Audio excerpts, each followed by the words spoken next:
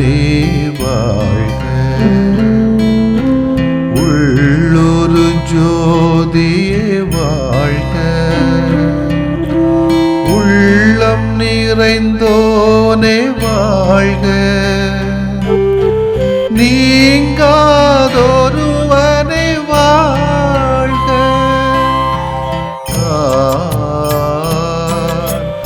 ஒளி பொருந்திய அழியாத ஆன்மா.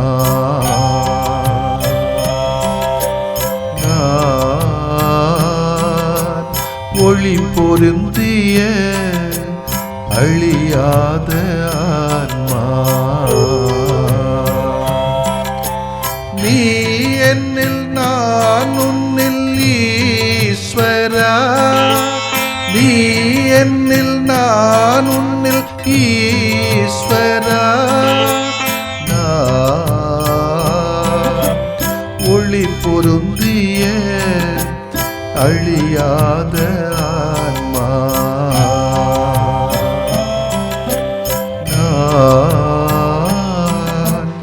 ஒளி பொருந்திய அழியாத ஆன்மா.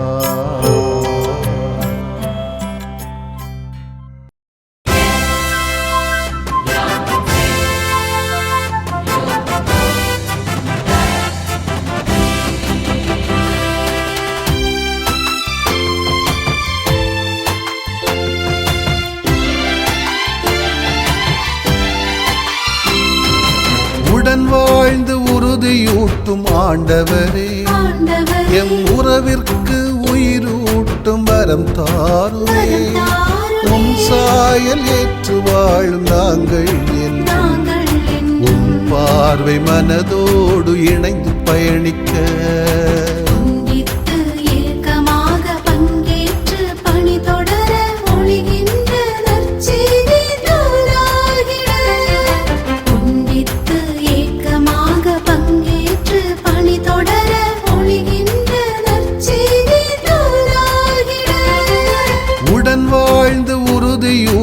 ஆண்டவரே, எம் உறவிற்கு உயிரூட்டும் வரம் தாருமே. உன் சாயல் ஏற்று வாழும் நாங்கள் என்றும் உன் பார்வை மனதோடு இணைந்து பயணிக்க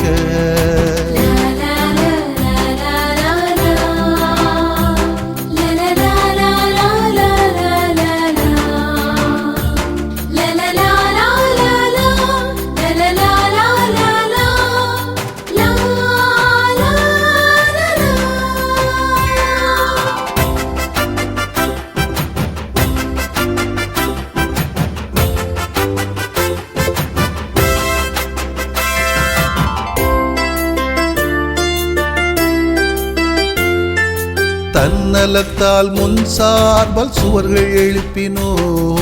தலையான அன்பை கொன்று ஆணவம் கொண்டோ.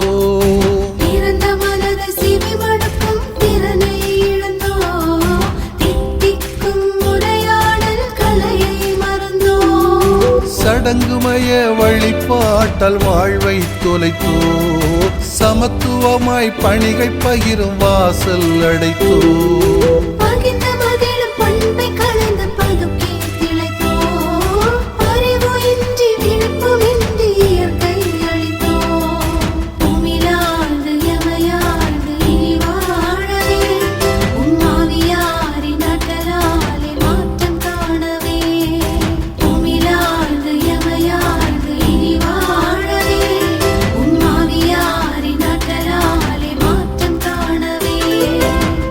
வாழ்ந்து உறுதியூட்டும் ஆண்டவரே, எம் உறவிற்கு உயிரூட்டும் வரம் தாருமே. உன் சாயல் ஏற்று வாழும் நாங்கள் என்றும் உன் பார்வை மனதோடு இணைந்து பயணிக்க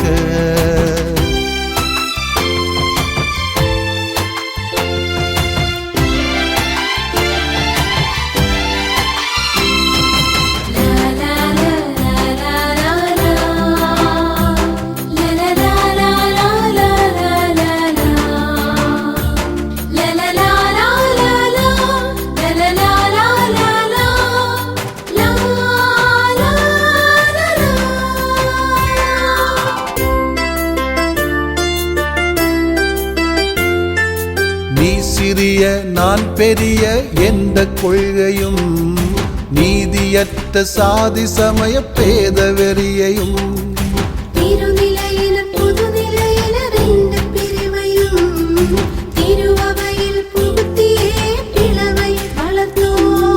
பொது நலனை பொறுப்புணர்வை ஒதுக்கி வைத்தோ பொறுமையாக பிற கருத்தை ஏற்க மறுத்தோ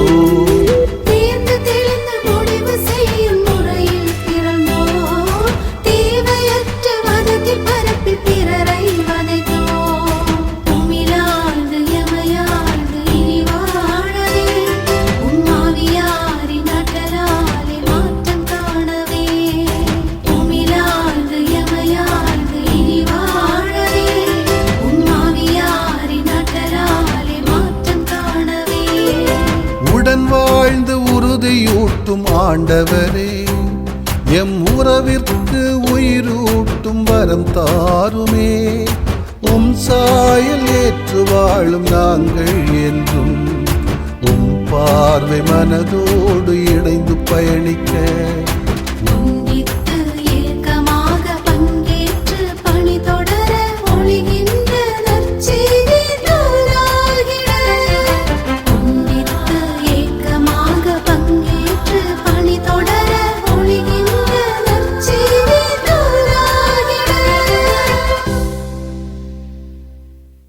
மார்க்கு நற்செய்தி அலகு 16 இறை சொற்றொடர்கள் 9 முதல் 15 வரை. வாரத்தின் முதல் நாள் காலையில் இயேசு உயிர்த்தெழுந்த பின்பு அவர் முதலில் மகதலா மரியாவுக்கு தோன்றினார். அவரிடமிருந்துதான் அவர் 7 பேய்களை ஓட்டியிருந்தார். மரியா புறப்பட்டு சென்று இயேசுவோடு இருந்தவர்களிடம் இதை அறிவித்தார். அவர்கள் துயருற்று அழுது கொண்டிருந்தார்கள். அவர் உயிரோடு இருக்கிறார் என்றும் மரியா அவரை கண்டார் என்றும் கேட்டபோது அவர்கள் நம்பவில்லை. அதன் பிறகு அவர்கள் இருவர் வயல்வெளிக்கு நடந்து சென்றபோது இயேசு அவர்களுக்கு வேற்றுருவில் தோன்றினார். அவர்கள் சென்று அதனை மற்றவர்களுக்கு அறிவித்தார்கள். அவர்கள் சொன்னதையும் சீடர்கள் நம்பவில்லை. இறுதியாக 11 பந்தியில் அமர்ந்திருந்த பொழுது அவர்களுக்கு இயேசு தோன்றினார். உயிருடன் எழுப்பப்பட்ட தம்மை கண்டவர்கள் சொன்னதையும் நம்பாமல் அவர்கள் கடின உள்ளத்தோடு இருந்தமையால் அவர்களுடைய நம்பிக்கையின்மையை கண்டித்தார். இயேசு அவர்களை நோக்கி, உலகெங்கும் சென்று படைப்பிற்கெல்லாம் நற்செய்தியை பறைசாற்றுங்கள் என்று உரைத்தார். ஆண்டவரின் அருள்வாக்கு. இறைவா உமக்கு நன்றி. கிறிஸ்து இயேசுவிலே பிரியமுள்ள சகோதரிகளே சகோதரர்களே, கடவுள் வாழ்வோரின் கடவுள், வாழ்வை தருகிற கடவுள், அழிக்கின்றவரின் கடவுள் அல்ல, அழிக்கிற கடவுளும் அல்ல. மாறாக வாழக்கூடிய அனைத்து நம்பிக்கையான சூழலையும் தருகிறவர். அவநம்பிக்கைகளை அகற்றி நம்பிக்கையோடு வாழு மகனே மகளே என்றுதான் ஒரு அழைப்பை ஒவ்வொரு நிமிடமும் ஆண்டவர் நமக்கு தந்து கொண்டே இருக்கிறார். அதை நாம் பயன்படுத்தி கொண்டால் நம்முடைய வாழ்வு செழிப்புறம் என்பதுதான் அன்றாட அனுபவம் என்பது என்னுடைய உண்மை. நல்லவங்களை அல்லது நல்லவர்களை அல்லது நல்லவைகளை 4 பேரிடம் சொல்ல துடிக்கிற மனசு, இது இயற்கையாகவே வரக்கூடிய ஒன்று. அனுபவத்தை அண்டை அயலானோடு பகிர்ந்து கொள்ள ஆசை கொள்வதும் ஒரு இயல்பு தானே. நான் பார்த்ததை கேட்டதை அனுபவித்ததை பிறரோடு சொல்லுகிற பொழுது அது நம்பிக்கையாகத்தான் இருக்க முடியும். அதுக்காக அவநம்பிக்கை சொல்ல முடியாது. ஆமாம், ஆஸ்பத்திரியில் ஒருத்தன் படுத்திருப்பான், பாம்பு கடிபட்டு, அவன்கிட்ட போய் ஆமாம் நாட்டியே தான் ஒருத்தரை பார்த்தேன், பாம்பு கடிச்சவன் செத்துட்டான் அப்படி சொல்ல முடியுமா? அப்படிலாம் சொல்லக்கூடாது. அது அவநம்பிக்கை கொடுக்கக்கூடிய காரியங்கள். கேட்டதை, கண்டதை, நல்லதை, பொதுவானதை, நலமானதை அயலானோடு பகிர்ந்து கொள்ளக்கூடியது நம்முடைய இயல்பாக இருக்க வேண்டும். அதிலும் அதிசயங்கள், அற்புதங்கள் என்றால் சொல்லவே வேண்டாம். வித்தியாசமான செய்திகள் என்றால் அவ்வளவு வேகம், விறுவிறுப்பு. பத்திரிகைகள் இதைத்தானே முதலீடு செய்கிறது. இன்றைக்கு நடக்கக்கூடிய அரசியல் வேட்டைகளில் உண்மைகளை சொல்ல மாட்டேங்கிறானுங்க, நல்லதை சொல்ல மாட்டேங்கிறானுங்க, பொய்களை பேசுகிறானுங்க. எப்படிப்பட்ட விமர்சனங்கள்லாம் பண்ணுறாங்க. தனிநபர் விமர்சனங்கள் அதிகமாக இருக்கிறதே ஒழிய அரசு விமர்சனங்கள் இன்றைக்கு இல்லை. அசிங்கமாக இருக்குது கேட்பதற்கு. இதிலும் மக்கள் யார் பின்னால் எதுக்கு பின்னால் போகிறாங்கன்னு கேட்டாலே நமக்கு அசிங்கமாக இருக்குது. யார் எது நம்பிக்கை கொடுக்கும் என்று நமக்கு தெரியாத சூழலில் நாம் தள்ளப்பட்டு விட்டோம். இயல்போடு இணைந்து இயங்கக்கூடிய இயேசுவும் இதன் அடிப்படையில் தான் படைப்பிற்கெல்லாம் நல்ல செய்தியை பறைசாற்றும் பெரும் பணியை எங்களிடமும் ஒப்படைக்கிறார். முதலாக உயிர்த்த இயேசுவை கண்ட மகதலா மரியா இயல்பாக புறப்பட்டு சென்று இயேசுவின் சீடர்களுக்கு அதை அறிவித்து தன் நற்செய்தியை பறைசாற்றும் பணியை தொடங்கியுள்ளார். அதன்பின் உயிர்த்த இயேசுவை கண்ட சீடர்களுக்கு இயல்பான செயல் ஒரு உன்னதமான பணியை கொடுக்கப்படுகிறது. இவ்வாறு இயல்பான ஒன்றை ஒரு பணியாக ஒப்படைத்தது மூலம் இந்நற்செய்தியை பறைசாற்றுவது ஒரு பெருங்கடமை என்பதை உறுதிப்படுத்துகிறார். திருமுழுக்கு பெற்ற நீங்கள் அதே உயிர்த்த இயேசுவை பார்த்தவர்கள். திருமுழுக்கால் இயேசுவோடு இறந்து உயிர்த்தவர்கள் நீங்கள். ஆகவே அந்த உயிர்ப்பின் அனுபவத்தை உங்கள் அருகில் உள்ள உங்கள் நண்பருக்கு அறிவிக்க வேண்டியது உங்களுடைய கடமை என்பதுதான் ஆண்டவர் இயேசு நமக்கு சொல்லுகின்ற உண்மை. சோர்ந்திருக்கின்ற நமது நண்பர்களுக்கு ஆறுதலும் நம்பிக்கையும் மகிழ்ச்சியும் கொடுங்கள் என்றுதான் அழைக்கிறார். இயேசுவின் மிகச் சிறந்த நற்செய்தி பணியாளராக இருக்க வேண்டுமா? நம்பிக்கையை மட்டும் விதையுங்கள். அதுதான் நமக்கு ஆசீர்வாதம். உயிரோடு எழுப்பப்பட்ட தம்மை கண்டவர்கள் சொன்னதையும் நம்பாமல் அவர்கள் கடின உள்ளத்தோடு இருந்தமையால் அவர் அவர்களுடைய நம்பிக்கையின்மையை கண்டித்தார் என்று இந்த இறை வார்த்தையிலே சொல்லப்பட்டதே. இயேசுடைய உயிர்ப்புக்கு பின்வரும் சான்றுகள் நமக்கு கொடுக்கப்படுகிறது. ஒன்று, மகதலா மரியா மற்றும் இதர பெண்களின் சான்று. இப்படி நம்பக்கூடாதா நம்ம? ரெண்டாவது, எம்மாவு நோக்கி சென்ற இரு சீடர்களோடு சான்று. அவர்களோடு இயேசு பயணிக்கிறார், அதே நம்பல நம்ம. மூன்றாவது, ஐயோ எல்லாம் போச்சடா சாமி என்று ஒதுங்கி கிடந்த 11 தோன்றிய நிகழ்வு. இத்தனைக்கும் பிறகும் சிலர் உயர்த்த இயேசுவை நம்பவில்லை, கடின உள்ளத்தோடு இருந்தார்கள் என்று சொன்னால் இயேசு விட்டு விடுவாரா? இயேசு அவர்களை கண்டிக்கிறார். கடின உள்ளம் என்பது இதுதான். சொந்த அனுபவத்தை ஒருவர் பகிர்ந்து கொள்ளும் போது கூட அதனை நம்ப மறக்குவது. நமது வாழ்வில் இத்தகைய கடின உள்ளம் இருக்கிறதா என்று யோசித்து பார்ப்போம்.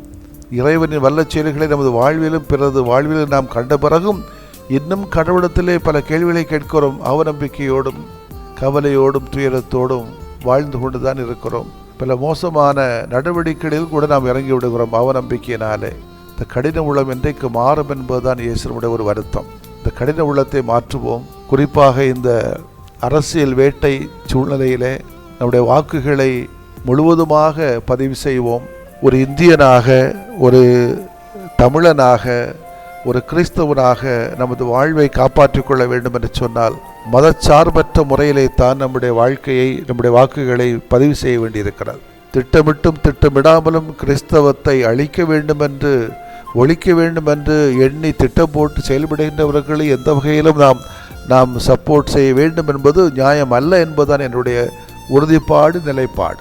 எனவே அன்பு மக்களே, நல்லவர்களை பொறுக்கி எடுத்து நம்முடைய நம்பிக்கையை காப்பாற்றுகிற மக்களாக, அரசியல்வாதிகளாக வலம் வருகின்றவர்களை இனம் கண்டு அவர்களுக்கு நம்முடைய பங்களிப்பையும் பங்கேற்பையும் ஒத்துழைப்பு நல்கின்ற பொழுது நிச்சயமாக ஒரு இந்தியனாக, ஒரு தமிழனாக, ஒரு கிறிஸ்தவனாக நாம் அனைவரும் வாழ வைக்கப்படுவோம். நம்பிக்கையிலே வாழ்வோம். ஆமேன். மன்றாடுவோமாக. சாவை வென்று உயிர்த்த மாட்சி மிகுந்த ஆண்டவரே, உம்மை போற்றுகிறோம். எங்களது வாழ்விலும் பிறரது வாழ்விலும் நீர் செய்த வியத்த செயல்களுக்காக நன்றி கூறுகிறோம். இத்தகைய அனுபவத்தை பெற்ற பிறகும் இது உயிர்ப்பின் ஆற்றலில் நம்பிக்கையின் வாழ்வதற்காக எங்களை மன்னித்தருளும். நம்பிக்கை என்னும் குடையால் எங்களை நிரப்பும். ஆமேன். நீங்கள் நம்பியபடியே உங்களுக்கு நிகழட்டும்.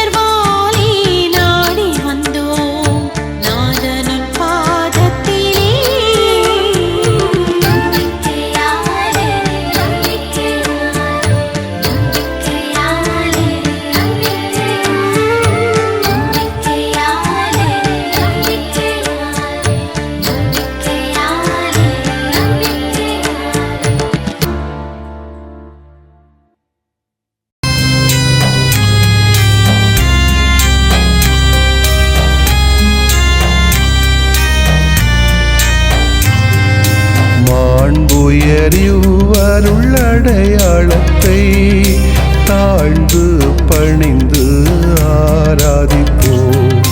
பழைய நியம முறைகள் அனைத்தும் இனி மறைந்து முடிவு பெறுக.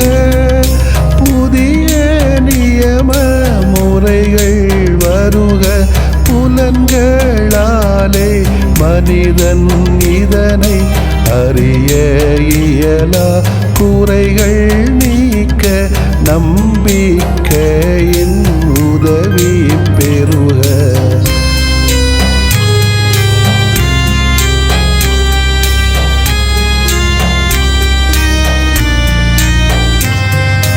தந்தை அவர்க்கும் மகன் அவர்க்கும் புகழ்ச்சியோடு வெற்றியாக்கும்.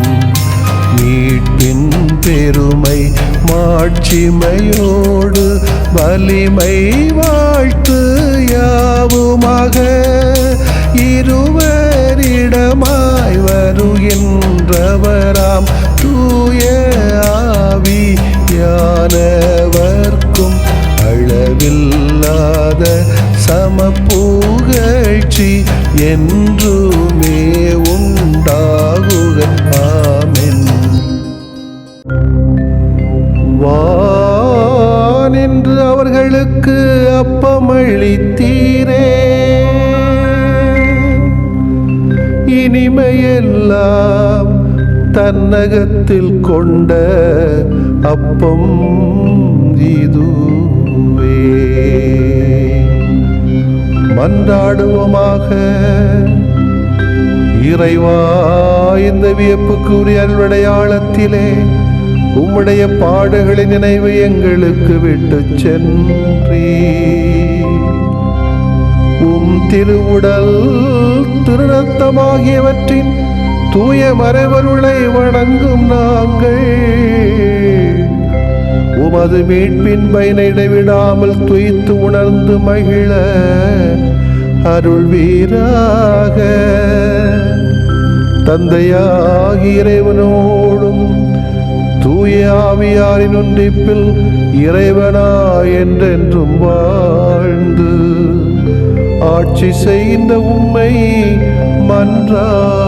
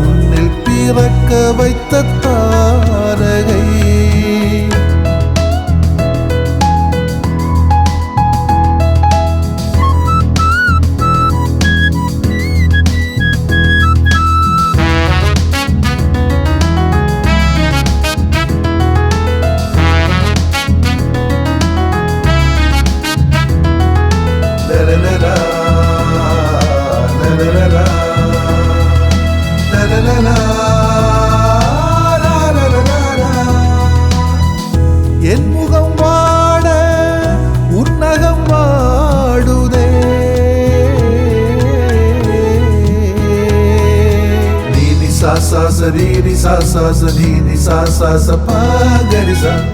என் முகம் வாட உன்னகம் வாடுதே,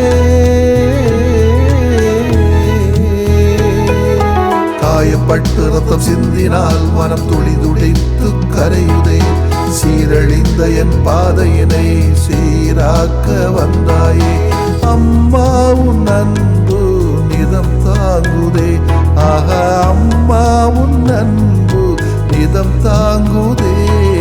நிலவை போன்ற ஒளியை போன்ற மலரை போன்ற நீ அம்மா, நிலவை போன்ற ஒளியை போன்ற மலரை போன்ற நீ அம்மா. அன்னை எனக்கொரு தேவதை, மண்ணில் பிறக்க வைத்த தாரகை.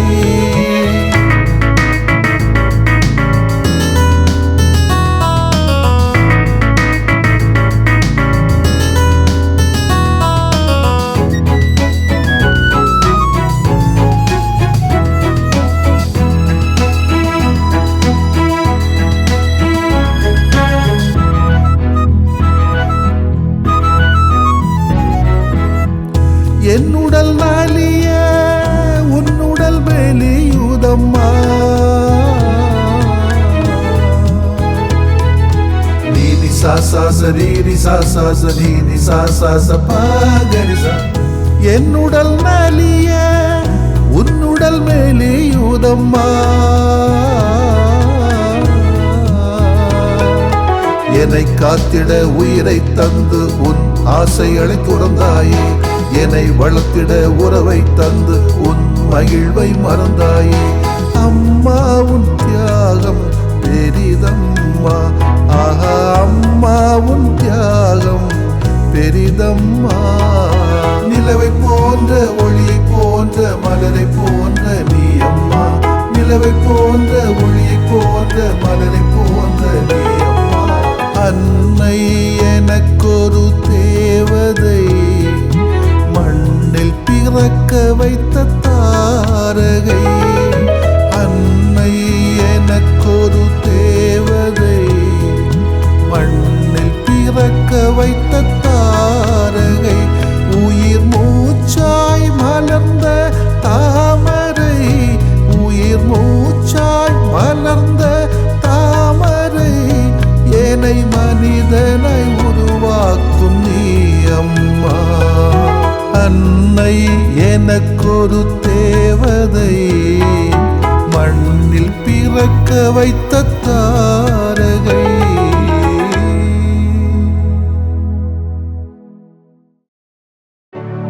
நிலையான புகழுக்குரிய தூய இறை நன்மைக்கு எல்லா காலமும் தொழுகையும் புகழும் போற்றியும் ஆட்சிமையும் உண்டாக கடவது. போற்றியும் ஆட்சிமையும்